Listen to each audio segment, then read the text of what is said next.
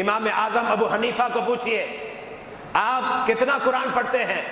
حضرت سیدنا امام اعظم فرماتے ہیں، جو ہمارے امام ہے، امام الائمہ ہے، سراج الامہ ہے، فرماتے ہیں جب رمضان کا مہینہ آتا ہے تو اب آدمی پورے رمضان میں ایک قرآن ختم کرتا ہے۔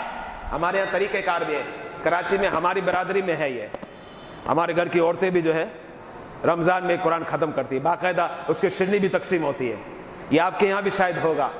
لیکن امام اعظم ابو حنیفہ کو پوچھئے آپ رمضان میں ایک قرآن ختم کرتے ہیں؟ فرمایا رمضان میں 61 قرآن ختم کرتا ہوں۔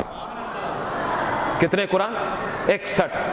اب سنیے ائمہ مجتہدین سے دوسرا نام حضرت سیدنا امام شافعی علیہ رحمہ کا، وہ کیا فرماتے ہیں؟ فرماتے ہیں میں قرآن کی تلاوت کرتا ہوں اور میرا عمل یہ ہے کہ میں روزانہ قرآن پڑھتا ہوں۔ اور کتنا؟ فرمایا روزانہ ایک قرآن ختم کرتا ہوں، ایک